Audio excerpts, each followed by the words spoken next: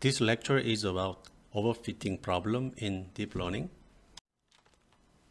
Overfitting is a very famous problem in machine learning in general.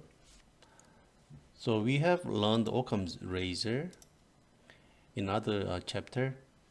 So simply put, if you have a choice of multiple models, you prefer a simpler model because it's gonna do better in the future. So, for example, in decision tree, we use a pruning technique to make the model simpler. So that's an example of making models simpler. So overfitting is a serious problem in machine learning and also in deep learning because it has in deep learning it has many layers. That means it has lot of parameters. So without any weapon, without any method, deep learning is more likely to suffer from overfitting problem. So in deep learning, currently these methods are used to avoid overfitting problem. So you're gonna cover these methods in this chapter. So first one is regularization, second one is dropout, third one is data augmentation, and the fourth is early stop. So we're gonna cover this method in this chapter. So what exactly is overfitting? So this slide is kind of reminder of overfitting because I mentioned overfitting in other chapter. So overfitting here, if you look at this picture here, we have three cases. So we have this orange color data. These are the datas. So you are looking for a function which fits this data. Okay. So we have three options. The first one is we're gonna fit this data using line, or you can use a curve, a simple curve like this, or you're gonna use very complex curve like this. Okay. So in this case, when you use line, looks like the shape of this data makes a curve, right? So it's the line. It's too simple. This model is too simple. So it is not easy to fit all the data here. So this case is called underfitting. The model is too simple. It has a lot of bias. The bias is too high. On the other hand, here it fits very well, but it actually fits too well. Okay, sometimes it fits too error. And another problem is in this case, if there is a little slight change in data, this model changes a lot. Okay, this shape of model changes a lot. It has high variance. So we say this one has high bias and this one has high variance. So somewhere in between here, we have a reasonably complex model like this. So that's what we are looking for. Okay, so this model is called overfitting. So if your model is too complex like this, a lot of parameters, then it behaves something like this. So there is a little change here. It changed drastically. Okay, so that's overfitting. But if your model is too simple, it's like linear, it is hard to fit all this data. So it's underfitting. So we are looking for somewhere in the middle, something like this, reasonably complex. This picture shows the overfitting problem again. So this one here shows number of parameters, or you can assume this shows the complexity of model, and this shows error. So as model becomes complex, training error goes down. It makes sense. Okay, the purpose of training is to reduce error. So training error goes down, okay, steadily. But when it comes to test error, so test error reduces up to a certain point here, but after this, actually the test error goes up. Okay, so that is called overfitting. So what we are looking for is somewhere around this. Okay, so you have to the complexity of your model should be somewhere around this. Okay, so that's the goal of your the training. So if your model is somewhere here, too many parameters, too complex, that model suffers from overfitting. If your model is here, too little, too few parameters, your model is too simple, then it suffers from underfitting problem. There are a number of methods in deep learning to solve the problem of overfitting. So the first one you're going to study is dropout method. So in dropout method, suppose we have network like this. So in dropout, we have a probability P. This is called retain probability. So P is retained probability, and 1 minus P is called a dropout probability. So anyway, so in dropout, for each node here in this network, for each node, you have to decide whether you're going to kill this node or you're going to keep this node alive. So kill this node means you're going to make the output of this node 0. Okay, that's the definition of kill a node.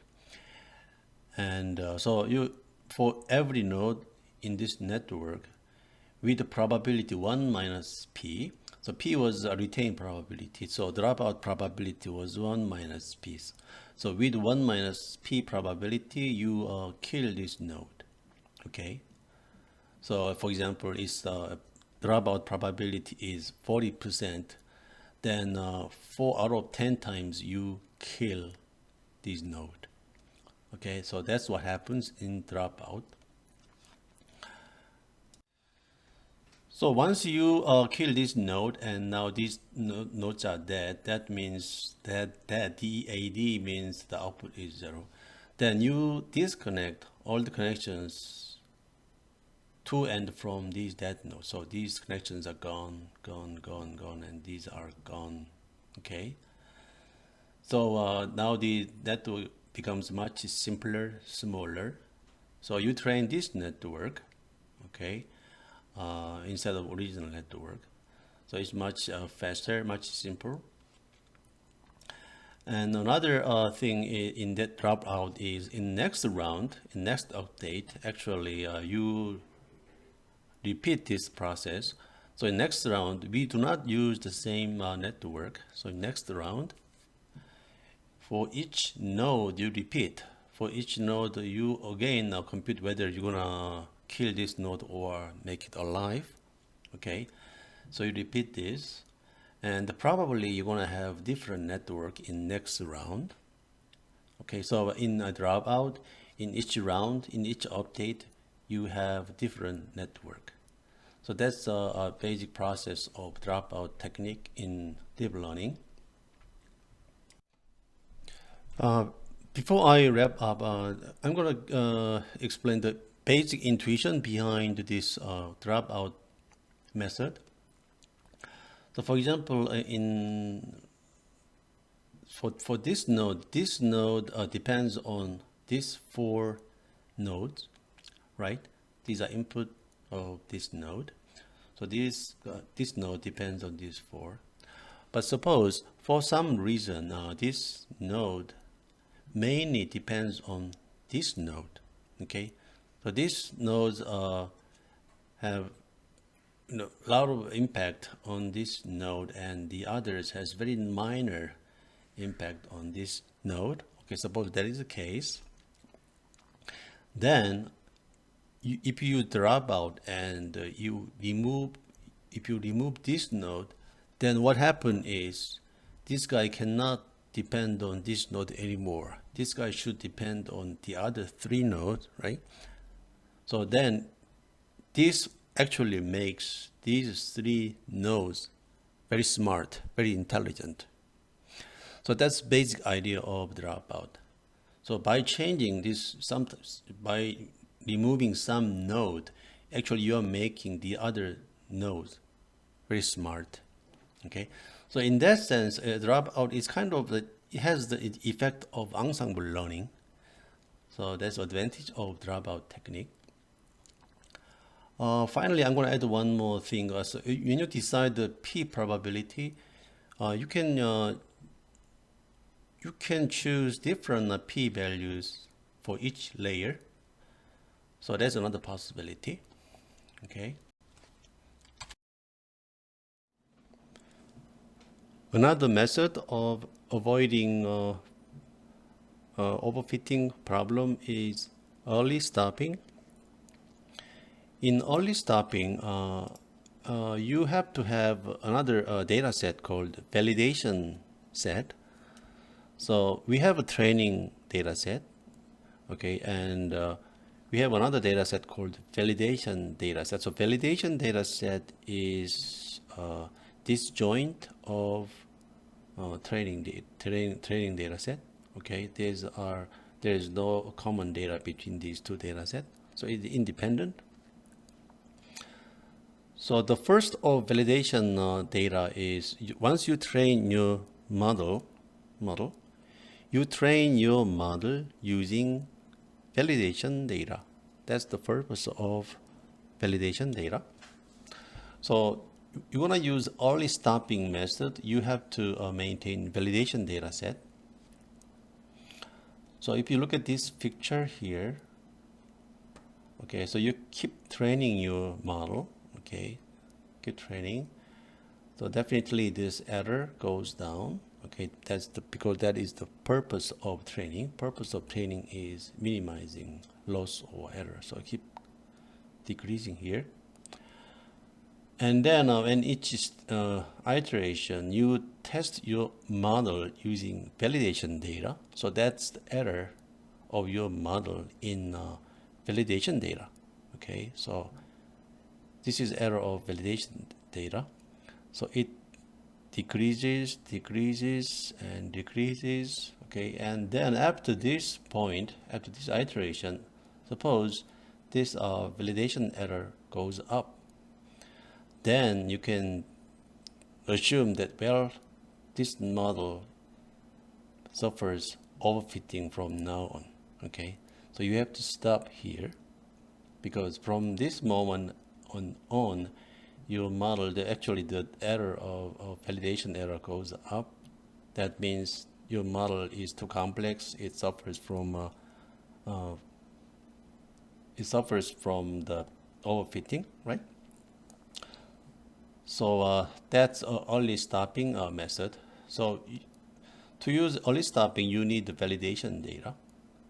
And kind of this advantage of early stopping is if your data is small, actually you don't have enough data to maintain validation data. Okay, there's kind of a drawback of early stopping technique.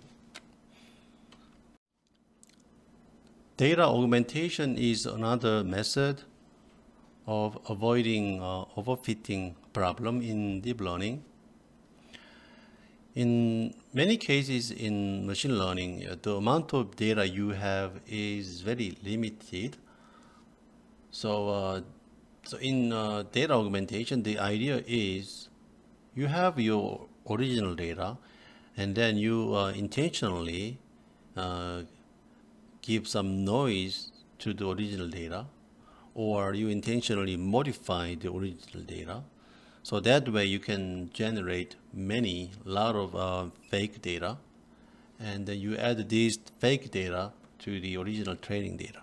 So now we have very large training data because it is original data plus a lot of fake data. So that's the basic idea of data augmentation. So, but actually it turns out that in this method actually improved the performance of deep learning. So it's a very effective technique, especially in image recognition, object recognition area. So here we're going to take a look at some detailed method of data augmentation, especially in image data.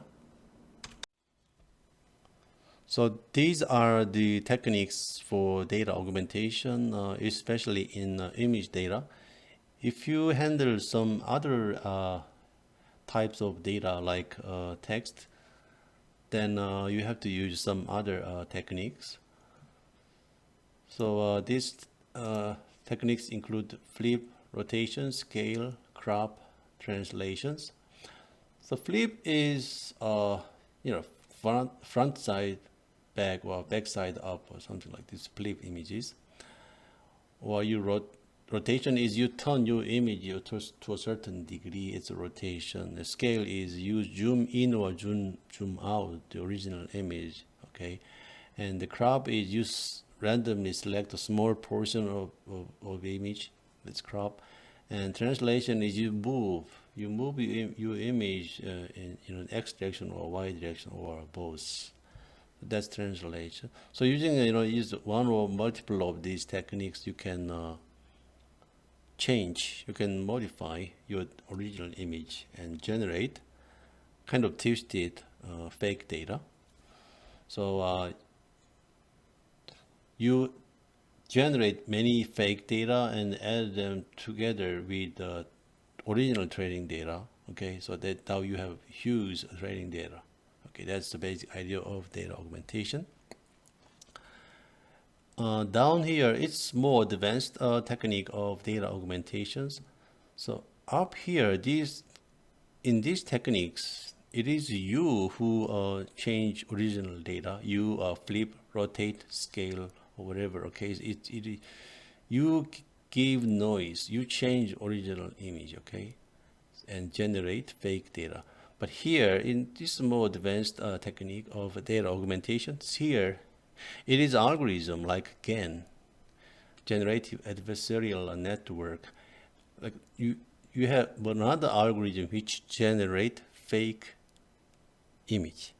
Okay, here you generate fake image. Here algorithm generate new fake image. Okay, it's more. This image is more. It's more complex. Okay, but it's a very a little advanced technique of data augmentation. It's very hard area of okay. This one shows some other example of data augmentation. So here, these are original data, and these are augmented data. As you can see, sometimes you move, rotate, or flip. As you can see, many augmented data here. There is another set of augmented data here. So you rotate, flip, crop, or change. Sometimes you change colors, or you give some random noise here, or you give a different weather. So you have many other techniques to generate fake data.